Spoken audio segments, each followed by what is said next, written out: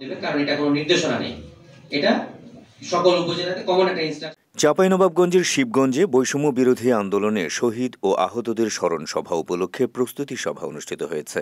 মঙ্গলবার বিকেলে উপজেলা প্রশাসন আয়োজিত উপজেলা প্রশাসনের সম্মেলন কক্ষে এ সভা অনুষ্ঠিত হয়। পরিবারের পাশে আমরা কিভাবে দাঁড়াতে পারি, হয়তোবা এটা জানার একটা প্ল্যাটফর্ম, একটা কালক্ষেপণের পরও চলতে থাকবে।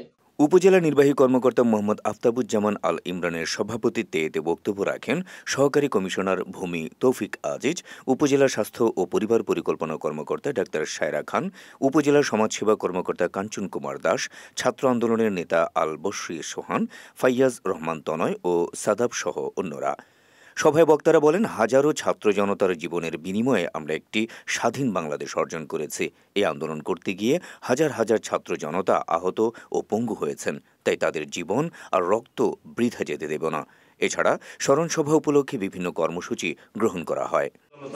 কাদের ভূমিকাটা সবচেয়ে বেশি ছিল, অন্ততপক্ষে যারা প্রত্যক্ষ এবং পরোক্ষ যারা আছেন ছাত্র সমন্বয়ের পক্ষ থেকে সাদা থেকে শুরু করে বর্তমান অবস্থা, যদি তারা পরিবারের সবাই আসতে চান, দে আর ওয়েলকাম। আমাদের তাদের